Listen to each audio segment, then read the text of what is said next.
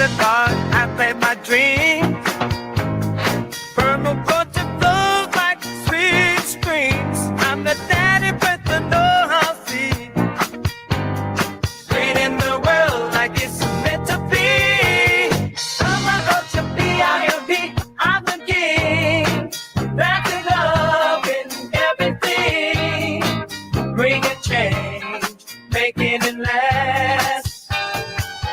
Join the permaculture on the rooftop under the sun's embrace.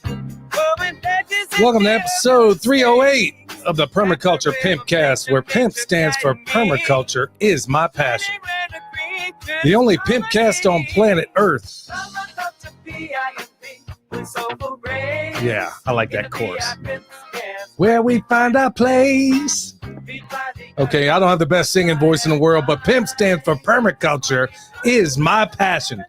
Yeah, where we talk about permaculture, preparedness, practical living, and just about everything else under the sun. This episode, as always, brought to you by Hickory Ridge Soap from twooldcrowshomestead.com. Turn that sip into a pimp. Bam! Living Soil Foundation. Well, if you just saw the latest video we put out on YouTube right now, you'll see that we are off and running and your donations made it possible. So, as I said before in the last podcast, we are about 90% there. Hopefully, Dr. Will come back by the end of this week and give us some fantastic news. Tell us we crossed the finish line, because if we did, that means we did it in record time. And that means that all of these toxins and everything else, these forever chemicals, are locked up. And also got some other good news out there. It looks like Mike Adams is on board. Man, I couldn't be happier about that. Yeah, he got with me the other day. Ann Vandersteel set it up. I know a lot of people in this audience reached out to him saying, hey, can you test this soil in Western North Carolina?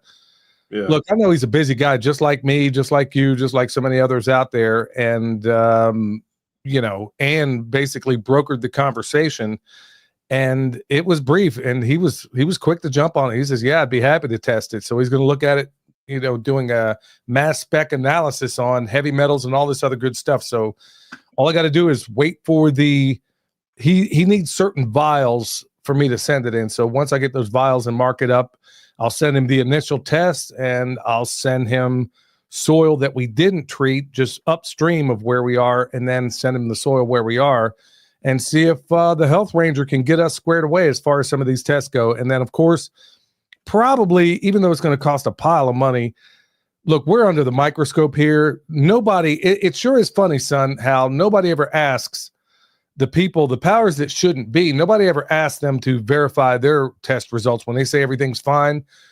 Yep. They don't even have to show the test results. They can just say, oh, everything's fine, and people believe it. No, they do. They just buy it hook, line, and sinker, and people just buy it. And then here we are on the other end of this thing, trying to do good work, not asking anybody for anything. I mean, outside of the donations that so many people have sent in right now. But we're probably going to wind up bringing in these environmental engineers from a third party, just so we'll have 3 different tests, hopefully verifying the same thing. And, of course, I got these clandestine locations as well that I'm not going to talk about, just in case some fool goes out there and does something. So I got plan B and C and D all the way down to F. That's how we got to roll in permaculture, because we have multiple redundancies. So we're going to see exactly where we are on a lot of that good stuff. Anyway, Living Soil Foundation is off and running, and they are a sponsor of this show, and that's what's making this progress out there possible. So I want to thank everybody out there. I mean, so many people have not just given through Give, Send, Go, but have also sent money to the P.O. Box, and I can't thank you folks enough, especially at a time, and we're going to be talking about a lot of that today, at a time in America where it's difficult to put food on the table. So don't apologize, because all you had was $2. Believe me, every dime of that $2 is going to the cause, and we're going to get to this finish line one way or the other. So I want to thank everybody out there. You were going to say, son? Oh, no, I was saying, yeah, that's awesome. Because I had the same thing going on whenever I had that disaster relief Give, Send, Go going on. People were sending money to the mailbox, and you could tell, like, it was just awesome. the heart of some of these people. Even though they might be struggling, they're still sending what leftover money they have to go help some other people who know that are struggling. It really rebuilds your hope in humanity, especially when you have nothing but example after example. As it seems, you would think we live in Gotham City. Every time you turn around, there's nothing but examples of awful things going along, and then you realize, man, they're just so. Especially you go to a homestead meetup like the one that we're going to have this weekend. Ben and Denise at Renewed Homestead are having this next one. I forgot to announce it before. It's going to be this Saturday. And man, I don't have the details on there. Hopefully, if Denise is in the chat, I know she's busy tonight, so I'm not sure about. You know the website? I can pull it up if you know like where it might be linked. Maybe go to renewedhomestead.com. Michelle, if you're listening right now, if you can add it in here, that'd be great, and then we could put it up on the screen. Then I can talk about it. But I don't have the information on that. But anyway, when you go to these homestead meetups, or when you go to some of these events, or it's when you really get boots on the ground where you realize just how awesome so many people are. And it's not like they tell you it is in the big cities and stuff like that. But even there, you still have enclaves of people that are just absolutely fantastic, wonderful people. So that's exactly what this looks like when you get down to brass tacks on all this, man. There are just some fantastic people that are willing to give their last mite, man, just to move the needle a little bit, just to feel like they are. And folks, I can't thank you enough. I know I keep saying that, but man, it just drops my jaw every time I think about it. How many people have just contributed, and can't thank you enough. Hey, want to thank everybody in the chat out there. Mountain Readiness in the house. Tommy Luck, Chris White, Stephen Jones. Let's see, who did I miss up here? We got a whole gang of them. Sycamore Soul. Man, that sounds like a name of a band. It does. Sycamore Soul. I got to say, that's a balling name right there. Sycamore Soul. Yeah. Hey, if anybody has a last name Soul, man, you really ought to consider naming your kid Sycamore. That's a balling name right there. So anyway, we'll just jump right into the farm news. Well, folks, good news for all you folks out there. We finally got some rain, so I was able to make some bone sauce, and I made a fair bit of it. We got it on the website, but it's selling out. The first batch I made absolutely sold out like within hours. I don't know how long this is going to be on there, but we got some. And we also have comfrey up for sale, so we were able to harvest some of that as well. And in that video, I didn't go into a lot of great detail, didn't want to look like some gratuitous salesman, but honestly, we have it. And if you want it, it's there. And the cool thing about a lot of these products, they're not trinkets, like so many other people sell, man. We're selling you things that honestly you can use. So if you need some, it's at the website, and we got it up squared away. So thankful for the rain, but it did get cold. And here I am sitting out here following Dr. Jack Cruz's protocol, and I'm freezing my kishkas off out here because all of a sudden it got cold again, and I'm out here buck naked. There ain't no sun, so I'm trying to get as much vitamin D as I possibly can. And like I said, folks, if you don't have it yet, maybe consider getting that D-Minder app for your phone.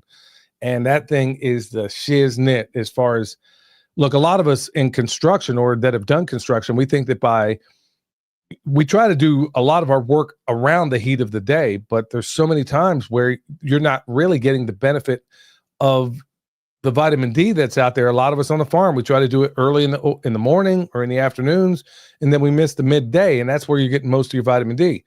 But this D-Minder can help you manage that. You put in your skin type, all your other little data, your weight and all that stuff, and it'll tell you exactly where your vitamin D levels are or where you should be to hit the optimal space.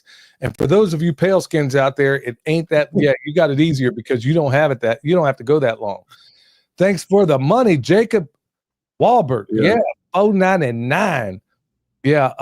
Michelle says, I can't find a meetup, but if you're interested, we can send an email to renewedhomestead@gmail.com, and they will send the details. Michelle, if you can find the name of that location. I tried. I couldn't. I was looking at it and I couldn't find the address was Burnsville, basically. There was like a Google link for like you click on it and then it'll give you directions, but it wasn't working, and it kept saying the registration is now closed. So I looked on their social media. I couldn't find anything other than Facebook. I don't have access to Facebook because I don't have a Facebook. But, well, hopefully Thursday I can have it all squared away. But I kind of dropped the ball on that. Okay, so other things I'm doing out here, folks. Here's another little hack for you. Okay, so let's say you got your animals out in the field. I did that video the other day where the sheep are out there, and I can't even. These pastures are looking absolutely fantastic right now, Yeah, and they are. they are absolutely balling, son. Mhm. We got to, but you're going to find those areas where you do have bare spots, folks. Greg Judy 101. Go out there. You don't even have to put seed down. Just cover it with a little bit of hay. Go out there. You don't have to feed it to them. In fact, I'm using hay that's kind of like spent, no good. I mean, I don't have any, they won't eat this stuff anyway. Not when they got real grass. So I put it down in those bare spots, just kind of stomp it in a little bit. It doesn't require much, just a few inches just to keep the sun directly off of it. It will pay dividends in massive ways. So that's one of the things I was doing today. After the sheep move, I'm able to see where the spots are bare. And that's one little hack you can do.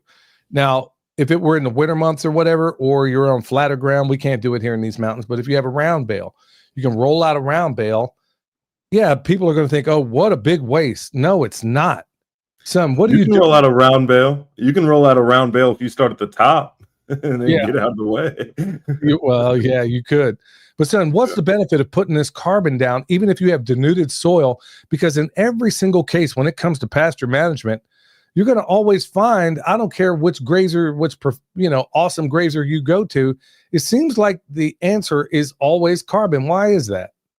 Well, with the hay specifically, the reason it's cool is because it includes seeds with it, so you're going to get seeds along with it.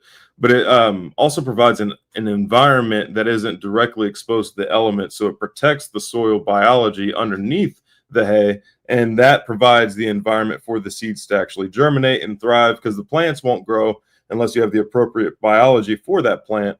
And and then it's also adding carbon to the soil, that's more of a fungal food, so whenever the time comes, it can start getting broken down by the fungi and everything. But yeah, it's just the beginning stages of growing something on bare, denuded soil. You have to protect the soil first.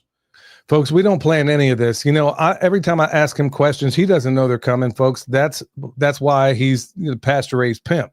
You see what I'm talking about? And I'm the permaculture pimp daddy. No, I mean, there's so many hacks doing this, and they fancy themselves, or they try to pretend that they know anything about this stuff, but they know a book knowledge of it, but they've never physically done the work. You've done the work, and so have I. And that's why I know that I'm not catching you flat-footed when I ask you a question like that, because I know, like me, it's a rhetorical question to a certain extent, but I know you, even without any preparation, I know you have the answers. And folks, that's what, just like Joel always says, you can't Google experience. I'm not saying that to be cute, but that's really what it takes. I mean, you got to get out here. You have to physically do the work. You can read all the books in the world. You can read Stockman Grass Farmer, which is, by the way, the best publication out there when it comes to grazing and anything like it. You can go ahead and read all these publications, but until you put foot to butt, until you get out there and actually do the work, it doesn't mean anything. And folks, I'm big on actually putting foot to butt. I'm big on apprenticeship. Yeah. It's, to me, it's the best teaching and learning modality out there. So back to that, that's exactly what I'm doing right now. So as they go through, and in some cases where the patch was big enough and I could see it, I put it down ahead of time. And you don't even need to seed, folks. You already have seeds in that bank already. I guarantee it. You don't have to, but if you want to, that's fine. But you don't have to. You don't have to waste a dime on seeds. Excuse me. You just cover it up with carbon, and then you let the magic happen. Let it sit, and it's going to blow your mind. Mountain readiness is all, son, I'll throw this one up for you. Cool. Is all comfrey created equal? We have comfrey growing, but it's a particular one that is best. But is there a particular one that's best, and why? Yeah, there are some that are more preferable. Like if you use the one that's native to the United States and North America, it's not as palatable to your animals, and it's also lower on the allantoin levels if you're trying to make like tinctures and salves. And it's allantoin or allantonin. Yeah, it's lower on those levels too if you use the North American native variety. What we use are the Russian Bocking number, is it 4 or 14? I think it's 14. 4. Yeah. And that has the highest allantonin levels, and then also it's the most palatable to your animals. It's the least bitter. And yeah, when you Google comfrey, you're going to get a bunch of information about how it's, creating liver toxicity and how it's killing animals and all that stuff. That's never been recorded outside of a lab, and consuming the whole plant like your animals typically would be doing. There's an enzyme that also breaks down the liver damage causing, stuff in the comfrey plant. So if you eat the whole plant, you're good to go. But it's whenever you start singling different chemicals outside of the plant, that's whenever you start having issues, and only in a lab. Yeah. And, it's funny because there was a time in America where they would plant entire fields full of this stuff and never any problems. So, folks, look, I'll put it this way. I'm not going to, I got to be really careful in this platform about how I'm saying it. But bottom line is, I have yet to see an animal die. There could be a field full of poisonous stuff. Sean and Beth Doherty talk about this a great deal, and even Sepp Holzer, that you want to grow as many poisonous things as possible, because if an animal, it will never kill itself eating something that will kill it if it has an availability of something it can eat. I've never seen it happen. Even though there are poisonous things all around, they will partake. Look, you drink too much water, it'll blow up your freaking kidneys. So, I mean, you just gotta think about these things, and just realize that everything the powers that shouldn't be tell you is, in 9 times out of 10, a manufactured lie. And real quick, that gathering is going to be at Cane River Baptist Church, 15 Cane River Road. And that's Burnsville, North Carolina. And I believe, Michelle, if you could put the times in there, that would be great. And if you got time, I know your she's probably ready to pull her hair out because I keep asking her to do stuff, and I know she's busy right now. Wow. She also said that Bocking number 14 or 4 is the highest in protein as well, which it is already pretty high in protein. Well, and then also B12. I mean, it's one of the few plants out there that actually stores B12. So, I mean, it's great for everything. Back in the Civil War, they called it knit bone. And there was a lady that sent, man, I really wish I'd have kept that picture, that email, where the doctors the vets wanted to cut off her dog's leg. And she said, oh, no, forget that. She went ahead, took some of our comfrey, made a salve out of it, and somehow made a splint for the dog, and the dog was up and running again. So that's wild. Yeah, I mean, comfrey has the problem. Like, if you don't do it correctly, comfrey has the problem of healing too quickly. Yes. Like, if you have a huge gash, you don't really want to use comfrey because the skin will heal over everything else, and apparently, like, cause infection. I don't have any experience with that, but yeah. Cuts, scrapes, burns, all that type of stuff, it's fantastic for. But if you got a chunk mission, you might want to do something else. And Mom said it's from 11 to 3 on Saturday. 11 to 3 on Saturday. Okay, so once again, that is 15 Cane River Baptist Church, 15 Cane River Road, Burnsville, North Carolina. Thanks, honey. Yeah, I like this one. C plus H2O equals life, man. I like the way that rolls. And then Ken and Amy just interviewed them last week. They said ran in from the hail. Oh man, they live down the road from us, man. Like, we haven't had enough problems around here. Hopefully that hail ain't coming this way. Hell no. Yes, tons of negative, but ain't trusting what Google says. Yeah, I hear that. So so the last little thing I'm going to get here, and then I'll hand the baton over to William, is still, folks, we're still cleaning up after that hurricane. And it's I'm starting to just get back in the saddle of making videos again. I've just been so exhausted just trying to keep up with the workload and everything. I just haven't had a chance to do it, but I'm getting back in the saddle now. And honestly, I kind of feel it my duty to do so right now, especially with all the things going on, and so many people have gone right back into the matrix as I predicted. And now you got a reason to come back out of it, but we'll cover that in the main topic. Son, what's going on your end? So some of you guys might remember a couple of weeks ago, in fact, it was the week before I left to go up to North Carolina, I had to shoot a problem dog in the neighborhood. It was like, what was it? French bulldog or something like that. It's like a taller, bigger pug, basically, with like longer legs. But this thing was aggressive. It was killing chickens. It snapped at Emily and also the backdoor neighbor lady.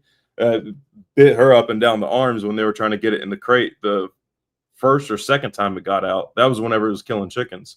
There's 2 dogs that my neighbor has, and they're both French bulldogs, they're both same kind. One is super sweet, and the other one was just aggressive. Like you reach for it, it would just start snapping at you, and it would go after you as well. So after like multiple times, like 3 or 4 times of the dogs getting out, wreaking havoc, calling animal control, talking even to the neighbor lady, talked to her directly. I was like, hey, like I know your dogs get out, like a bunch of dogs get out around here, but this is the only one that's aggressive. Like I have a baby, I have a baby, and she's in the backyard playing. Like if there's any issues, I'm gonna have to shoot the dog. Like please fix your fence. Or her son needs to fix the fence. They're his dogs, but he doesn't live there anymore, but he's just leaving them over there, and she's not taking care of him. He only takes care of him whenever he comes over once every couple of days. So they're like emaciated, their hip bones are showing, their spine is showing. Like he might be killing chickens because he honestly might just be hungry. And the killing chickens part, honestly, is a minor aspect of this. The biggest issue is that this dog is like eye level with June, and I'm not even going to let there be an opportunity of that happening. So like literally hours after talking to her for like the 4th or 5th time, the dog I noticed in the backyard is tangled up in the electrified chicken netting. And I'm like, all right, I go over to the neighbor's house. She's not home.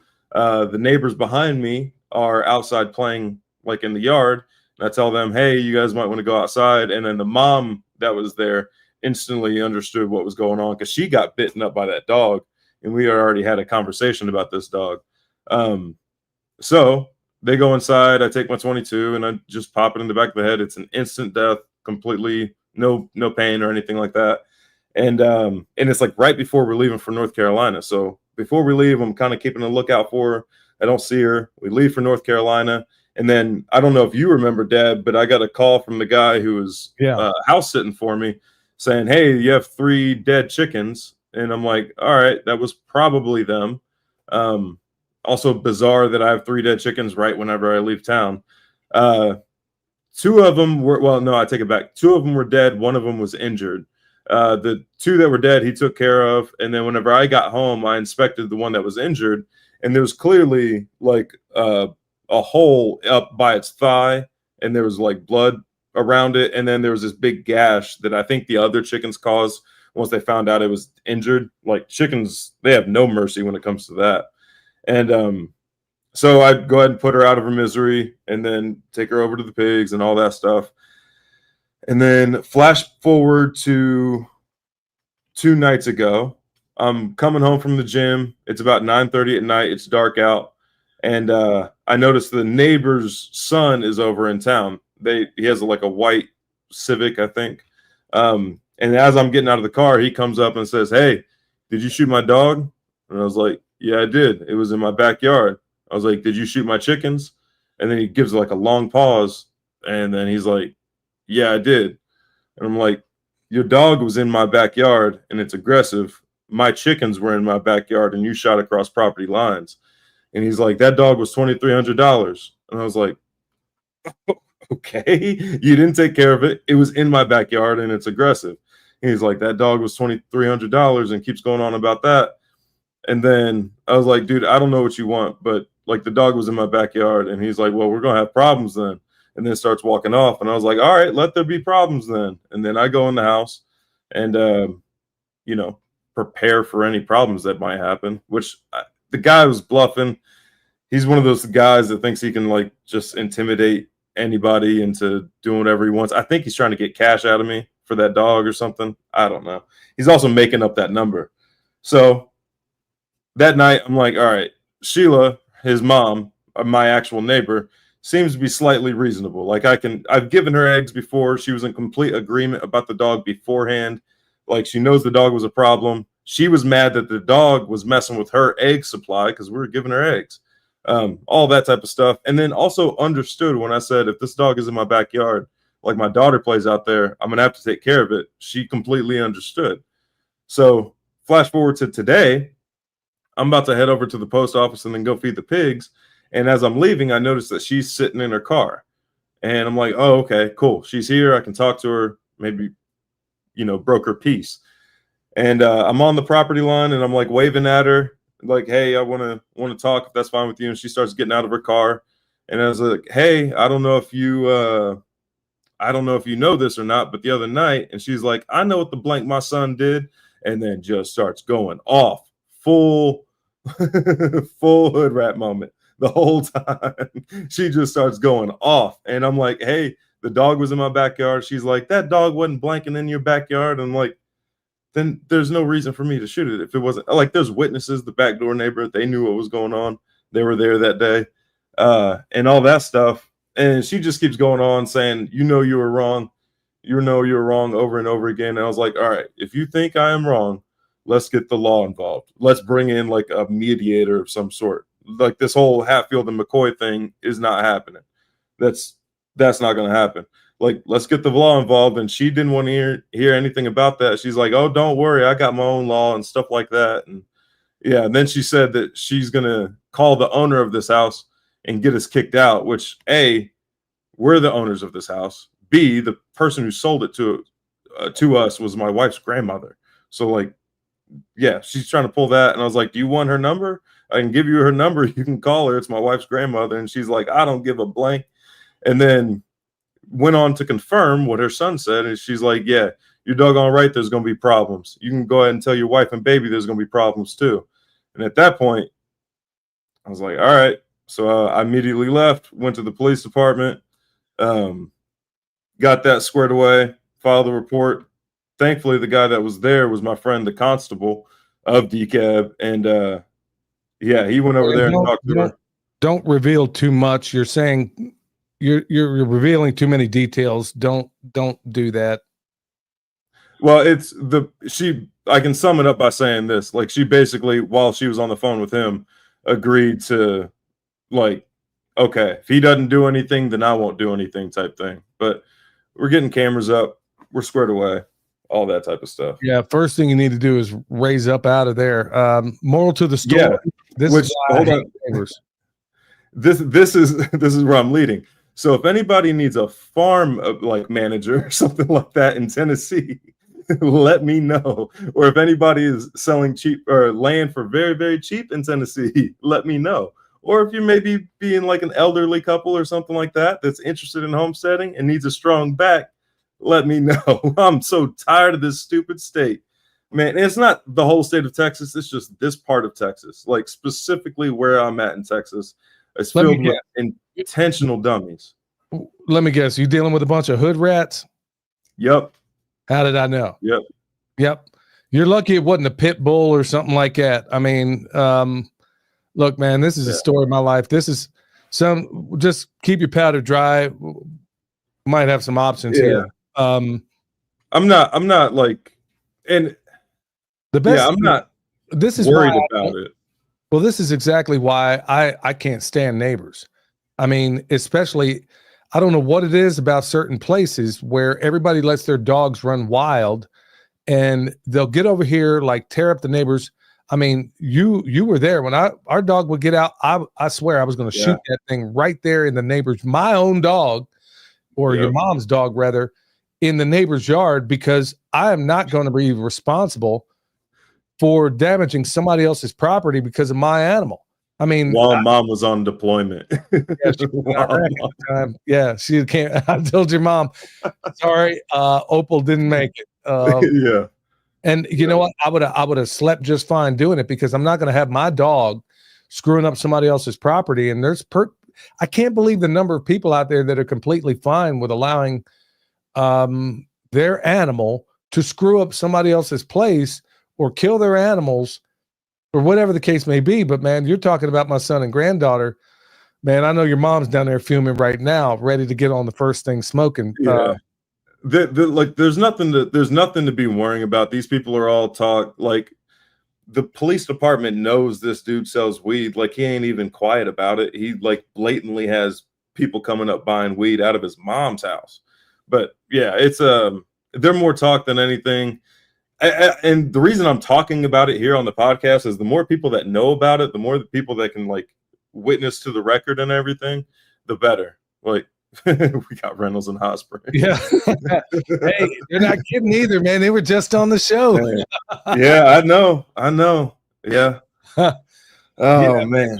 You gotta raise up out of that part. There's a whole lot of there's it's an inexpensive place to live, but at the same time, when you find yourself in locations like this, you're invariably going to invite in a certain group of people that, look, man, I'm just here to grow food and do my thing, and then you're always going to have these hood rats that show up and want to sell weed out of the side of the house or whatever. So, which I don't even care about that. If you just leave me alone and I'll feed the doggone community, just leave me alone. Keep your dog out of my backyard. It keeps killing chickens. I've been giving you free eggs. Yeah, just leave me alone and I'll give you food. Well, yeah, son. We'll talk offline about some of this stuff, but anyway, we'll just pray that the good Lord intervenes in this, and that justice prevails. But honestly, and that sort of thing is just mind-boggling all over that part of Texas. At least that part. A lot of places in Oklahoma, they just let their animals run, and I never understood that. I was like, okay, my whole property in this mountain is fenced off to keep my dog in. That, in fact, I've done a video on it. The idea is, what good is it having a livestock guardian dog who doesn't stay in the place? It's like this. If you got a dog that just roams anywhere, well, what good is it if they're not with your livestock? I mean, they got to stay with them to be effective. And honestly, I just can't have my dog going over there doing who knows what on somebody else's property. Just can't have it. So that's exactly why. If the roles were reversed, if my dog was going over and like aggressive towards anybody else, I completely understand. Yes, you have to put that dog down. There's a hierarchy of life. There's humans, and then dogs are way down at the bottom. Like, if the dog is threatening a human, the dog's got to go. And it's not like its job to, stuff like that. But just down the road, I know of a family who's it's some sort of Malinois. It got attacked by two pit bulls, and the neighbor is mad that his dog was barking at the pit bulls. Pit bulls came on their property, and I mean that Malinois did some work, but it also received some injuries. They had to go for surgery and all that type of stuff. Yeah, but if anybody knows anything, email me at thepermacultureconsultant@gmail.com. Yeah, there was that guy in Kansas. I remember when we lived there. I mean, your dog got on there chasing his animals, man. He'd shoot your animal and then throw that sucker right over the fence. And I mean, look, that's the basis of farm life, y'all. At the end of the day, you got to be responsible for your stock. And look, this is the permaculture ethic. I mean, not the ethic, but the prime directive. Be responsible for everything you do and fail to do. And that applies to your family and your animals as well. So, there's even a maxim in the Bible. I mean, it's right there. You got an animal that is aggressive and has been known to do this. Well, you need to put him down. So, and if you've been warned of this and you don't do it, then you receive the punishment instead of just that animal dying. Right. Well, it's sad that there's so many animals out there that have owners that are. This is exactly why. I mean, America, not the crowd we're talking to right now, but honestly, this is why I really no longer understand my country anymore. I mean, we have people that are so flippin' stupid. It's like we're living in that movie, Idiocracy. It's become a documentary. And I can't even believe some of these things have to be stated to people. But yeah. So Tommy, we'll go ahead and move on here. Tommy Luck is asking, another cool name. What kind of electric sheep fence are you guys using? Which brand? And thank you. So just about I've tried a lot of them out there, and the one I go back to is Premier One every single time. And when they got sheep fence, they got goat fence. They got some of them that are like the Rolls Royce of fences, but they're not necessary in my view. I use a 48-inch chicken fence, 148 feet long. I can't remember. I got the longest one for the sheep, for the chicken nets. I can't even tell you how many nets I got.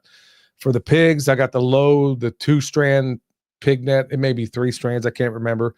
Got 2 of those, or I got several of those. And then for the sheep, they make a sheep fence, and I get the 48-inch because you're going to have some that will want to jump out. And when they do, okay, prime example. What am I going to do when I got one sheep that consistently jumps out of that fence? In the oven, you're going to go. That's how Yeah. you got to deal with it. And I know we're affectionate towards our pets and stuff like that, but if I will shoot my own dog if he becomes a menace, I don't have to worry about neighbors doing it. So solar or I battery would power. say that. I Oh, use real quick on the fencing, Dad. The most important thing you need to look at are the feet on the fence. That's yeah. going to be the most important thing, because if you get the ones that are just a single spike, depending on your soil, you're going to have issues unless they're the drivable ones that you can actually take a rubber mallet to. So they have step-in ones; those are pretty good. But anytime you can get like the upgraded, thicker, more like better built feet, do that. The ones that you can step in or drive. Now he's also asking solar power to battery. Okay, I am not a big fan of solar. Now this is going to be your charger. Anything that's made in Germany, Australia, or New Zealand is what I buy, without question. Greg Judy turned me on to that a long time ago, and I'm right there with him. You can go ahead and go to Tractor Supply, get one of those chargers, and they just kind of peter out. I mean, sucks, but you know, you want the best, you're going to have to go to those places. And I always get battery powered, and I just change out the battery every time. You can hook a solar onto it, but the solar usually can't keep up with it unless you get a pretty big rig. So I use battery, DC. I got one that can go DC, AC, you name it. So, and I can't remember that. Speed Right might be the name of it. I think that's the name of it. But yeah, they're pricey, but I guarantee you will buy that thing one time, but you'll buy the others once every couple of years. So Yeah. not a big fan I of have those depots. I'm looking at 3 different broken energizers right now, all different brands from Tractor Supply. Yeah. Yeah. I don't buy those. You always get the best. You're going to have to spend a little bit of money for them, but, and honestly, everything in America, it's planned obsolescence. They engineer it to fail. I mean, there was a time in this country where we would take pride in such things. I'm old enough to remember those days. I actually remember a time when Walmart bragged about their products being made in the USA. I Oh, remember really? that time. Yeah, there was a time. And well, now we're going to get here in a little bit. We're going to talk about some of the reasons why you might want to rethink some of this stuff.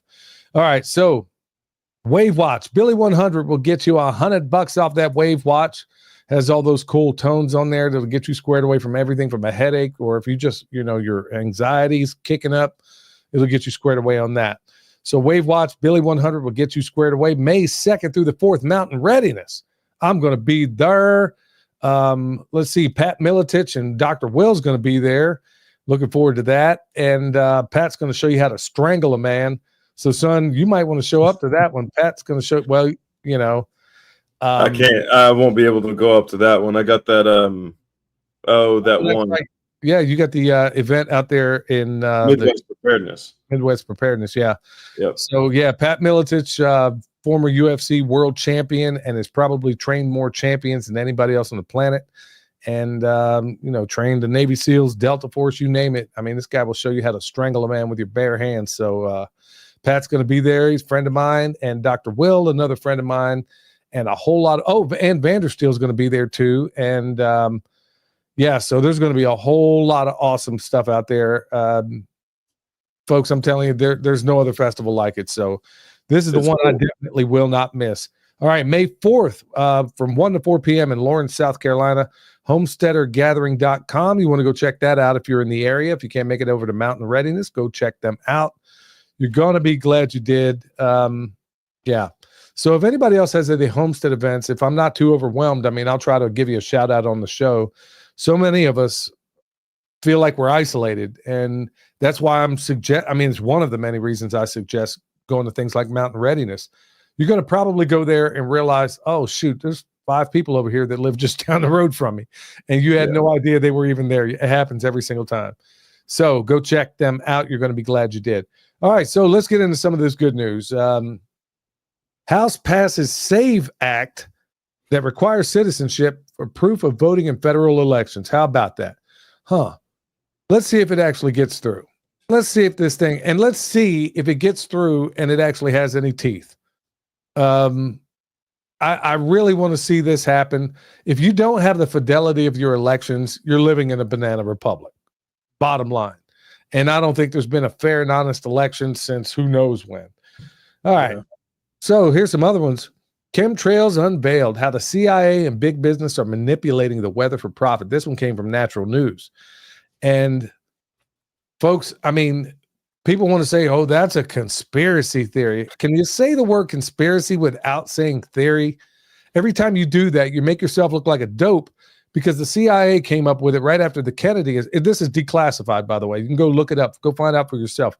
Probably even put it into a search engine. Find out where conspiracy theory came from. Like I said, it was invented. It was used by the CIA to marginalize anybody who asked any critical questions about Kennedy and who really killed him, which, by the way, just happened to be the CIA, along with Mossad and a few other people. Oh, yeah, just hit the streets on that one. Anyway, in this article, they basically, in a nutshell, showing how these people are in it together. Now, why is this good news? It's good news because now it's starting to see the light of day.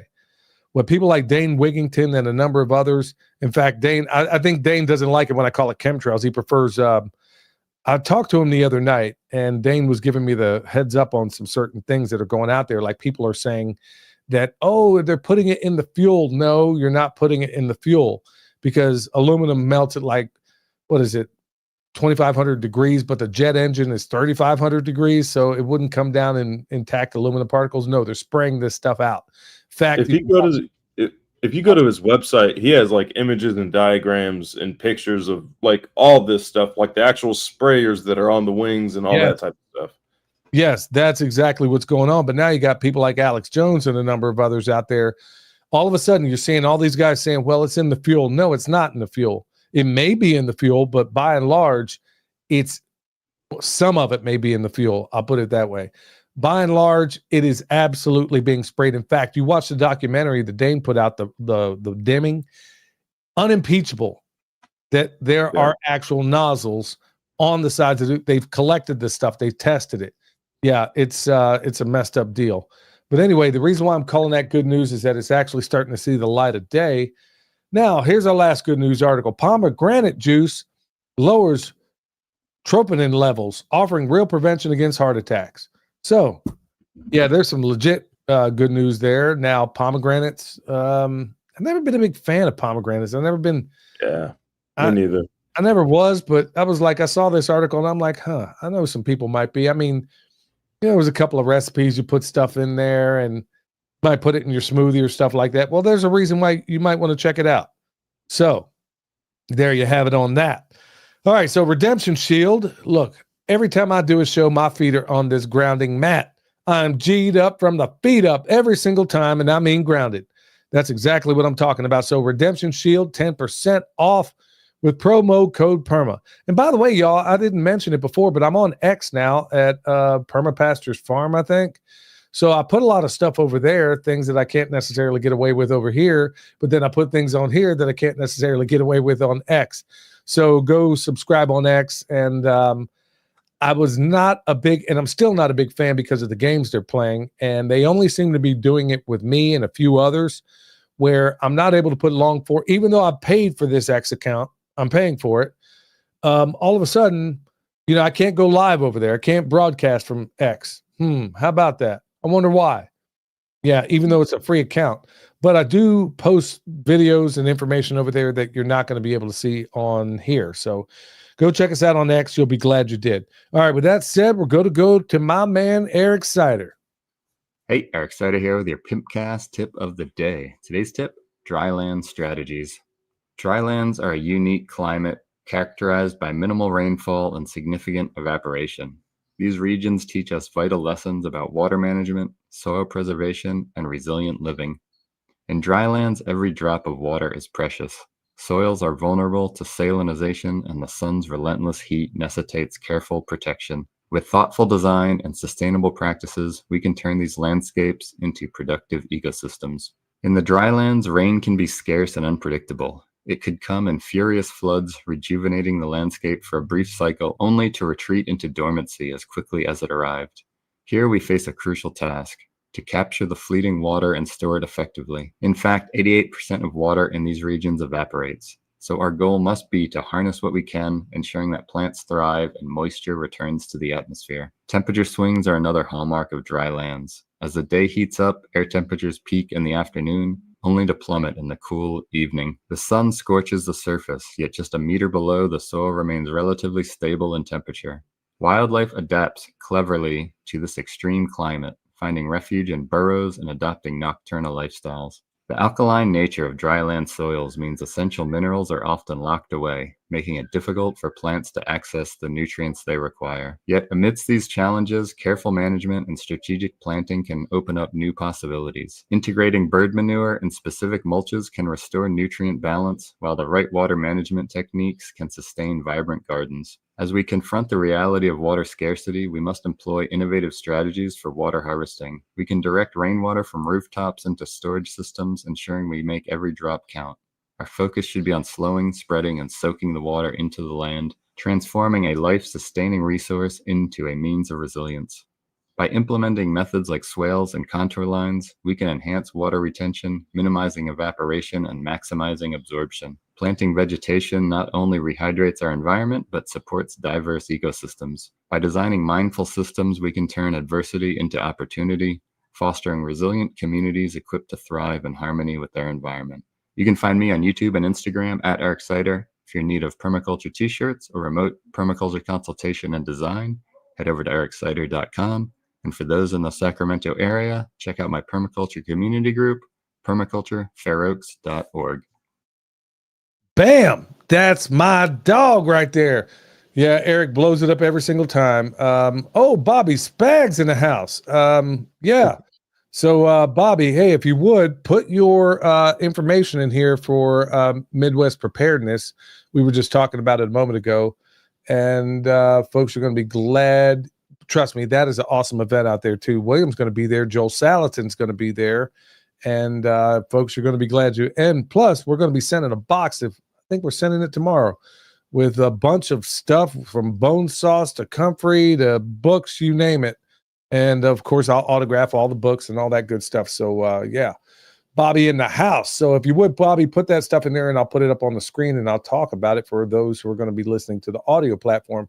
And then here at Gold Country Homestead, Eric is just a couple of miles from me. Hope to meet him soon. Yeah. Wow. Small world. See, this is exactly what I was talking about. This, this little podcast right here. And here it is. You just met somebody that's just down the road from you. So yeah, there you go. All right. So let's get down to it. EMP Shield, $50 off with promo code PERMA. Look, I've been a journeyman electrician for almost 30 years now. And I'm here to tell you when, things get stupid, and right now they just might. You're not going to the club. You're going to his house. And the way to get home is EMP Shield should things go sideways. And then speaking of the house, when you get there, your number one threat, like right now, that's why I picked up these earplugs, man. It's coming down like cats and dogs right now. And they're talking about thunderstorms. Well, your number one threat to your home is lightning. So if lightning gets past that EMP Shield and Kentucky Fries the stuff in your house, they're going to cover you for 25G. So go check them out. Promo code PERMA will get you $50 off. All right. So here's what I want to get into right now. And I wish I had Bobby on the show right now with his son, because I know he could speak highly, or I know he would have high thoughts about what we're going to talk about. Now, everybody, folks, I want you to listen to what I'm about to tell you right now. And I kind of, on X, I kind of put it out there, but like I said, if you want to see things that I'm talking about that I can't get away on here, or just doesn't make sense, X is turning out to be a good place for that. Even though many of us over there are suppressed, unless you're, falling in line. But anyway, I was at Lowe's yesterday, your mom and I, and going there, I come across this kid. I mean, he used to be a first-class Hooter Bandit down here at the farm store. Now he's a apprentice electrician. You know the one I'm talking about. Anyway, I see him in there, and he's in there with the owner of the company that he's working for doing electric work. And I said, he's like, hey, how's it going? How's it going? So we kind of caught up for a minute. And then his boss and the owner of the company comes out of the bathroom, and we kind of met for a second there. And then he says, hey, Billy's a journeyman electrician. And then right there on the spot, man, he says, dude, you need a job, man. I'll hire you right now. Wow, did you hear that thunder? Boy. Yeah. Hopefully Amy and Ken, that your weather didn't come this way. But anyway, he tells me, hey man, I'll hire you right on the spot. And I'm like, I'm retired, man. I'm done. I'm out. And he's like, you sure? I mean, this guy's like doing everything. He doesn't know anything about my qualifications or anything. And he just kind of asked about my background. And when I told him what it was, he was like, man, are you sure, man? I can pay you really well and, get you off and running. I got more work than I know what to do with. I said, really? I said, you guys are walking out of this store, but you're not carrying anything. And then he tells me, well, the reason why is I went over here. I was going to buy some 14.2, 250-foot roll of 14.2, and that's copper wire for those that don't know. And he says, yesterday it was $62. I just went back there right now. It was 112. Yep. And in a day, it went from $62 to 112 in a day. Now, folks, I've been doing electric work for a long, long time. I've scrapped a whole lot of copper over the years. I made thousands back in the day selling copper. Every electrician does. I mean, you tear it out, you got to do something with it. Now, I've sold copper when it was, I remember when I was an apprentice, man, I thought it was something when it was 50 cents a pound. We thought we were making a killing. And then there was a time where it was up to $4 a pound. And they were stealing, when I was running work in Kansas City, they were stealing the wire literally behind the chain link fence. These bums somehow were getting over the fence, stealing 50-pound rolls of wire. And this was like telephone. We're talking like 18 gauge wire. You don't even get that much for it, but they were stealing it. Anyway, and how they were getting it over the 8-foot fence to this day, I'm sure I do not know. Anyway, I guess there ain't no stopping a crackhead. You know the deal. Anyway, hey, on that note, there was this house when I was a residential electrician. There was this like 12,000 square foot house, and all of it was like length. And we had to, and this was the only like town in Kansas City that required all copper service cable. Somebody was watching us from the get-go when we rolled those reels up, because as soon as we ran that full 300 length service cable, it got stolen over the weekend, and they had to replace that. And man, we were all mad because it was a nightmare running that service cable up through the attic in the house, the whole length of the house. But yeah, somebody got rich off that. Oh, I could tell you stories. Oh man, I could tell you stories. I mean, these guys will clean you out. And there was a time where, Bobby says that's really messed up. Yeah, these hey, you ain't catching a crackhead. I don't care how much copper they're holding. You're not catching them. So, yeah. Anyway, he goes in there. So why do you think that's happening, folks? I mean, rhetorical, stupid question. These tariffs. Wow, man, you hearing this? I heard that one. Yeah, I heard that one. I got an EMP shield on his house, so I'm not worried about it. Anyway, if you hear it sound in the background, folks, that's not sound effects. That's literally a thunderstorm rolling through here. Anyway, he gets out of there. I said, so what, you're not going to do the job? You just sat here offering me a job for 5 minutes. He says, no, I'm going to go find another place. Here's the problem. When you bid a job, first of all this copper, where do you think it comes from, folks? When we scrap this copper, where do you think it goes? It goes straight to China. That's exactly, it's been going there for years. It goes over there, it's value added, and then it comes back here. That's how it goes. It's been that way for as long as I can remember being in the electrical industry. Now, that's just one industry.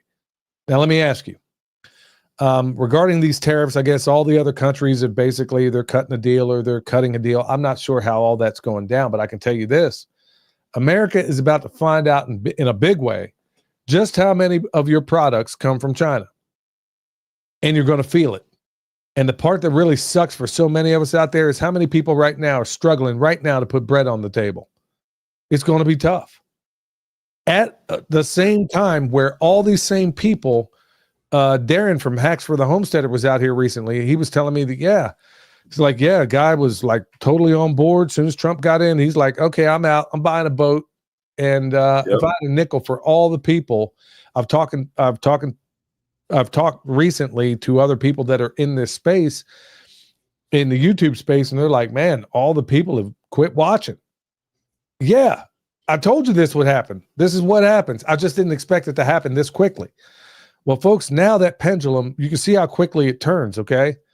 So the way your bacon operates is that they're putting these pigs in boxes, basically sending them over to China to get it processed. I think it was Smithfield. Yep. You tell me how that makes any sense at all.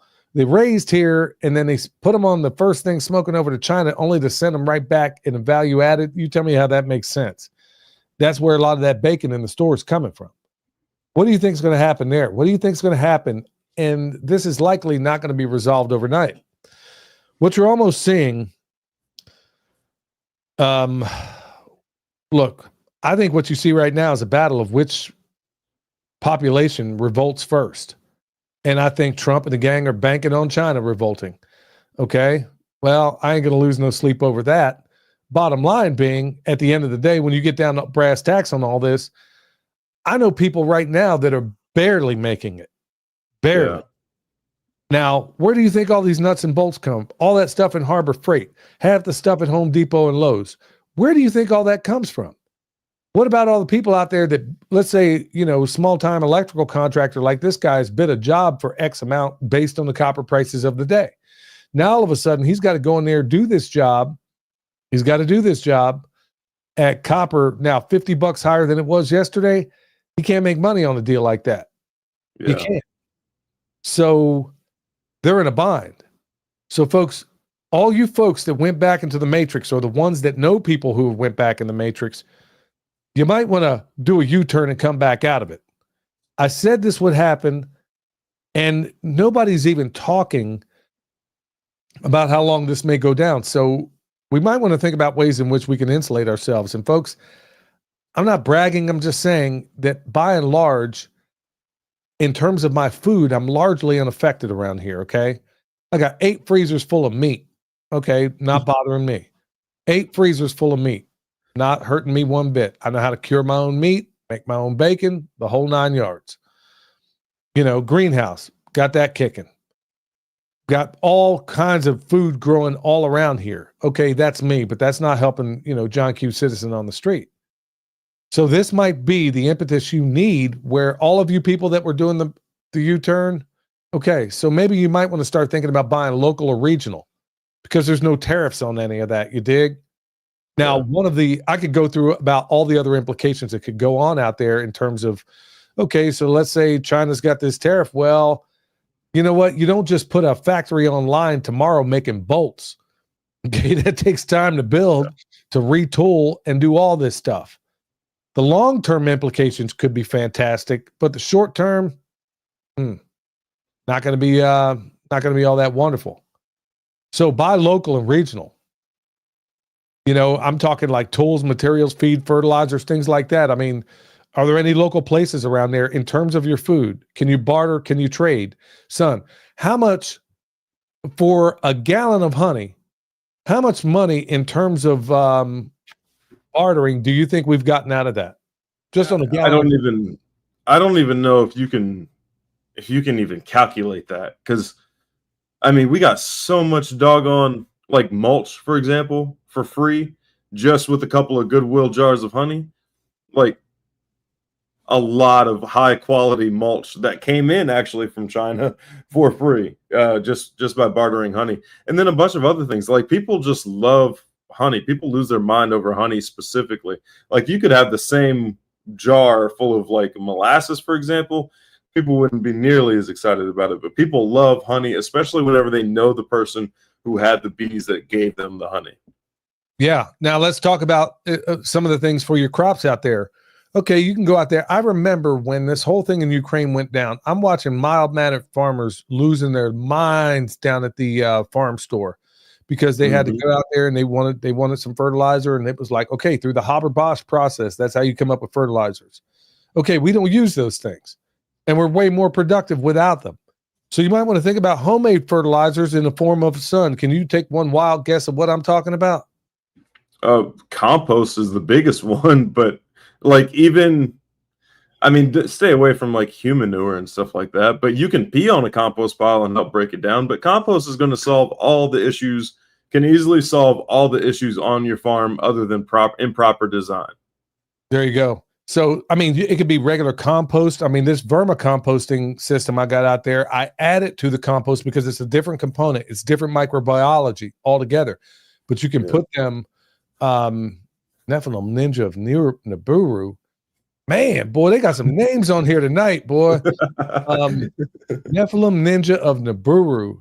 Okay, boy. Hey, look at the shirt I'm wearing. The Nephilim Portal Baby shirt from Joel Thomas. Man, I'm sitting here, I'm like monitoring the comments. I'm like, boy, this one came out of nowhere. All right, boy, I'm pretty sure you're somebody nobody's going to be messing with. Anyway, regarding those fertilizers, I mean, vermicomposting. I mean, that's something you can do in a very small space. Using biochar. Jack Spirko's done probably, you know, some of the seminal work on that. You can buy his course, and it's pennies. Is if you consider what you get out of it. I mean, it's really almost no cost at all. Compost teas and things like that we make all the time. How do you think we're rejuvenating that problem place by the river? Yeah, it's using all these things, taking all these things to task. And guess what? You don't have to spend money to do a lot of that stuff. Seed saving and propagation. Okay, right now is a pretty good time. You're late on a couple of things, but you're still planting early enough on others. You can be doing a lot of seed starting right now. Grow that food yourself.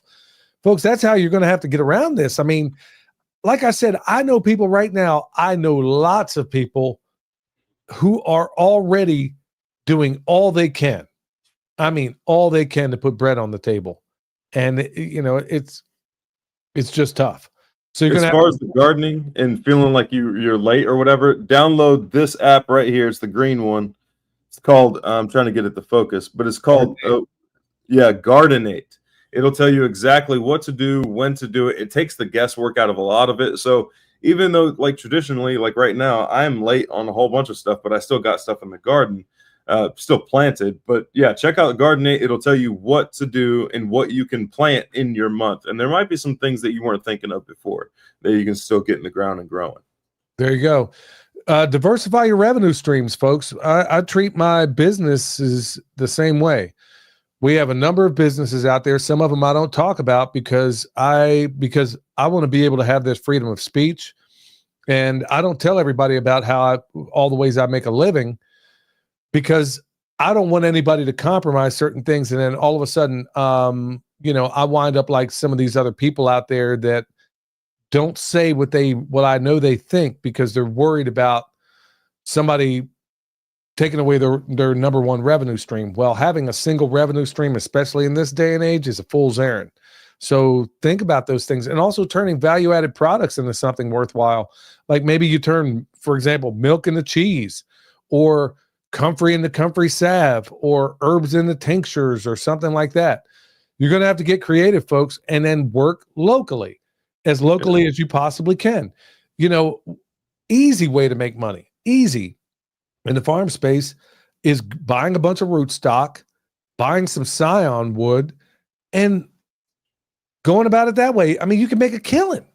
You could honestly, I mean, people like Akiva Silver make all of his money for the year in like a couple of weeks, as I understand it. I mean, you can do that just selling it right out of his garage on Craigslist. So, you know, agritourism classes. How many times did I tell everybody that enters any of the butchering classes that I do, I want you to go out there and start ultimately teaching yourself. Yeah, you need a little more training, you need some practice, but you can do that on your own once you have the main course.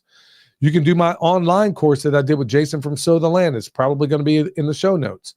Take that course, learn how to become a little bit competent, start doing classes for free to anybody that'll pay attention, because when you teach, you learn twice. Yep. I want you to start teaching your own classes. It can be on anything. Show other people and how you're saving money. And you don't have to break the bank on it, but you got to charge something, because people will fundamentally think it's worthless. Use permaculture and regenerative practices like we do. That's another good way. I mean, all of this stuff. So what do you say when somebody says, hey, can you put the permaculture over there? Yeah, it doesn't work like that. Then I've gotten questions and comments about that, like, oh, what is it? I have permaculture in this part of my yard, or I do permaculture over here, or I wonder if I can fit it in this section right here. It doesn't work like that. It's a whole system. So let's say you have your like permaculture over here. The stuff around that is still going to affect your permaculture spot, and your permaculture spot is going to affect the area around it as well. It's the full system. It's Yeah, it's the full system of your property, and also outside your property as well, because you're dealing with factors that your property isn't necessarily producing. Like the demonstration site down the road, it receives all of the watershed from the neighboring 200-acre cattle ranch. So that's not something that's produced on the property, but it's something I still have to deal with. He's not doing permaculture, but the interaction that I have with his property is permaculture. Absolutely. And folks, this is going to go without, and this decision will be made for largely a lot of us out there right now. And that's going to be cutting unnecessary costs. And what that means for everybody is going to be obviously different. DIY and repair. You're going to have to learn to start doing some things yourselves, folks. I don't know where this leads. All I know is that I think all of us are about to get a hard lesson on how many things come from China. And it is going to blow your mind when you get down to brass tacks. That means you better be coming up with some options. A lot of people are just going to suck it up and buy it and do whatever. Well, you might want to think about some of that DIY and repair of yourself. How many people's meds come from China? Well, that's like something you can't immediately control, and it's not something you can immediately cut out either. So that's something to think about as well. There you go. That's a big one right there. And, read the book 1 second after. Well, not in that book, but the guy who wrote it, William Forstchen, he just lives down the road from me. He did an actuary. Later on, after he wrote that book, he had insurance actuaries go out there and say, okay, if there was an EMP shield or EMP, what would be the number one reason people would succumb and die? Believe it or not, it was pharmaceuticals. Cold turkey on pharmaceuticals. That was the number one. And how many people were on those serotonin drugs? Then they just go cold turkey.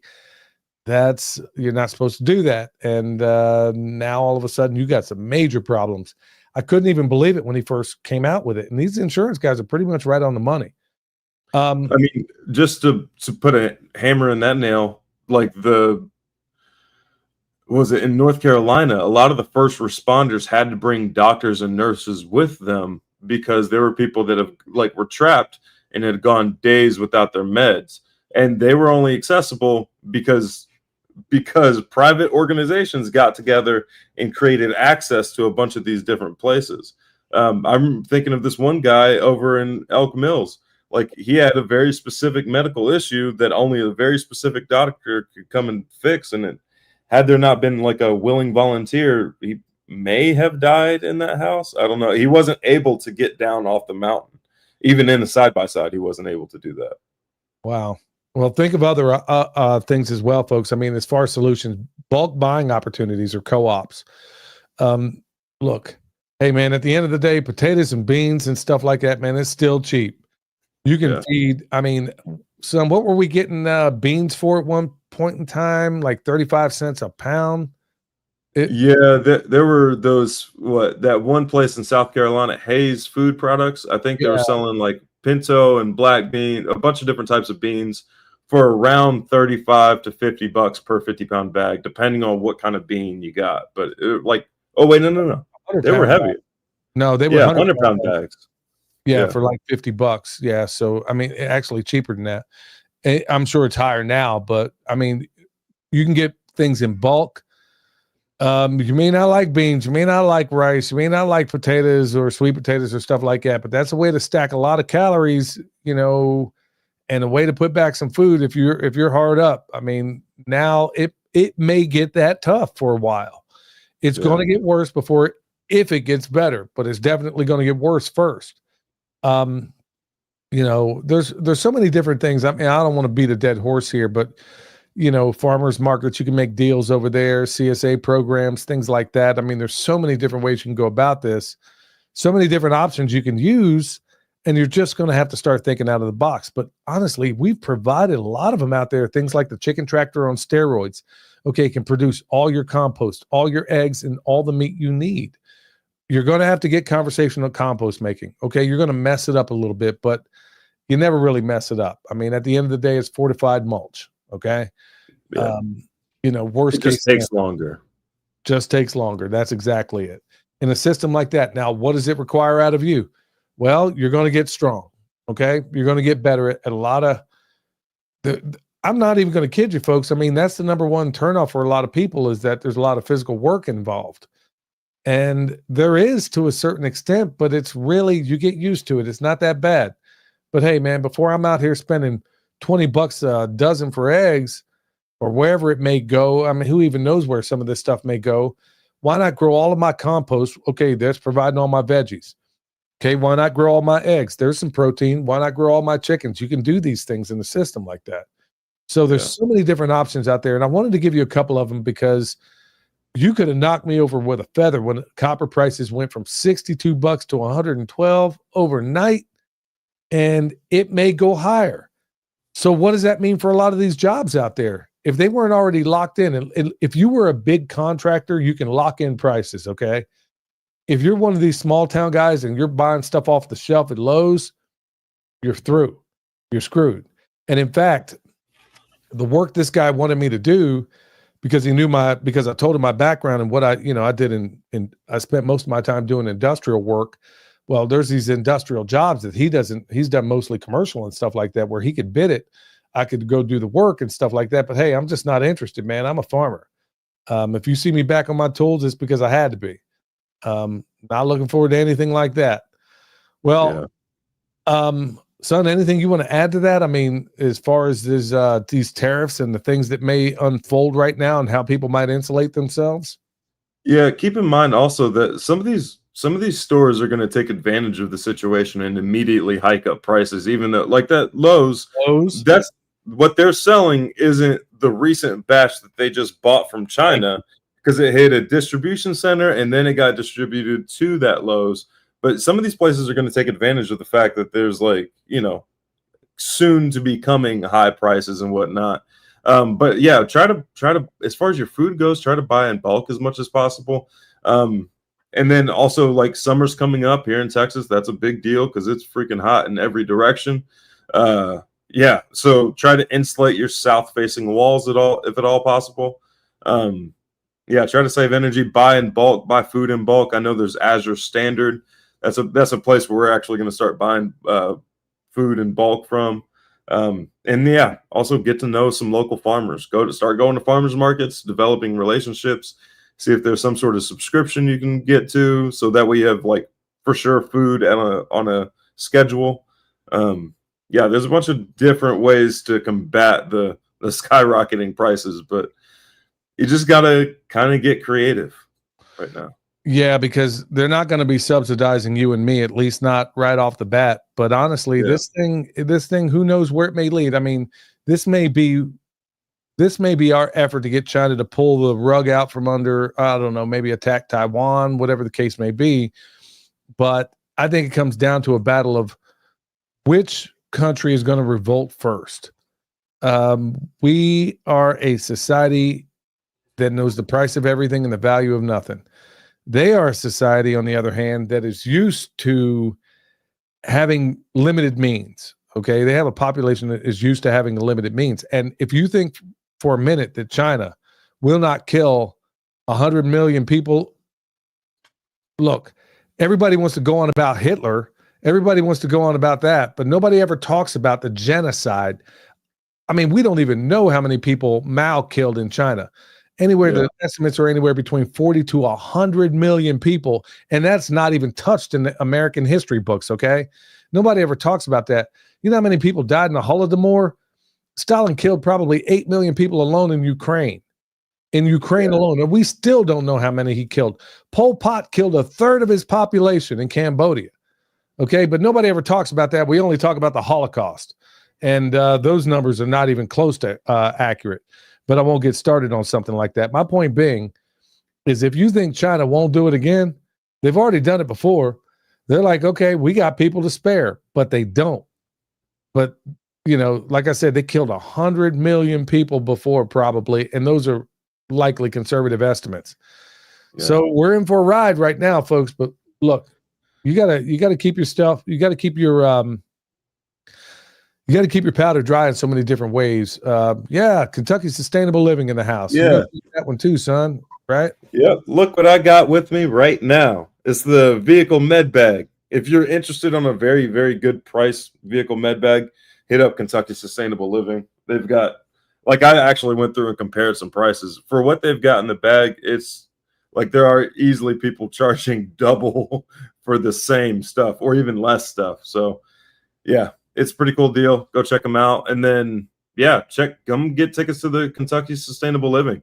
It's a awesome festival. And again, like Dad was saying at the beginning of the podcast, the best part about these festivals is that you get to build a community there. Like, you might not live in Kentucky, but come in from out of town, and there's probably somebody that lives not too far from you at that festival. Same thing with every other festival. And then when you go there, you make friends quickly. It's not like, even if you're kind of an introverted person, all you got to do, go up to anybody and say, hi, what do you do? Just ask them about themselves, and all of a sudden you're going to see them come alive. And then when I go to these things, Jason and Shelly up there, it's like, we're all friends now, and so many others that go to this thing, that when you go to these events, man, you're just going to find out how people are doing things a little bit differently. And then you find out, okay, is there something I can take home here? Or maybe they take something back to their place that they learned from you. If nothing else, you feel less alone in the world. That's a fact. Yeah. So go check out Kentucky Sustainable Living. Hey, Jason, if you would, give me the details on your next event. We'll go ahead and start letting everybody know about it. And like he says, yeah, I hate it when they end. Yeah, because you're there with a bunch of people that you can relate to. Folks, you're just going to have to get off your butt and go out there and do it. But look, we are in some weird times right now, and it's crazy, it's outrageous, and it's unpredictable in so many ways. But some of these things are predictable. Like I said, if copper prices went up $50 overnight, for crying out loud, for 14 2-wire, and like William said, you already had that sitting on the shelf. Yeah, and 14.2 is some of the cheapest Romex you can buy. Like, that's for like going from a switch to a light bulb. That's what that's used for. Some people use it for, wiring outlets and stuff like that. That's not necessarily the best stuff you could use, but yeah, it's a very small diameter copper. Yeah, I use number 12 for stuff like that. But these days, I mean, people are doing whatever they can get their hands on. So, folks, look, it's crazy. Insulate yourselves. All you people that went into the matrix, you need to come out of it. Share this podcast with others out there. And please go to the wherever you listen to your podcast. If you're listening to the audio version of it, give us a 5-star review and give us a thumbs up. And like I said, go check us out on Patreon. Son, where can everybody find you? The Permaculture Consultant. Anywhere you want to go, you can find me with the Permaculture Consultant. Remember, guys, properties, Stephen Jones, I saw the one you sent me. That's a little out of my price range right now. But yeah, if you guys have any opportunities in Tennessee, send me an email at the permacultureconsultant@gmail.com. There you go. Oh, yeah. My man, Flannel Farms in his house. Yeah. Folks, look, I'm not even going to kid you. Things are getting crazy. Until next time, you know the deal. Stay alert. Stay alive. Nature, the knowledge rings with roots that run deep. Wisdom from soil, permaculture dreams. Let the ideas unfold. I'm grooving with the truth. Feeling nature's good.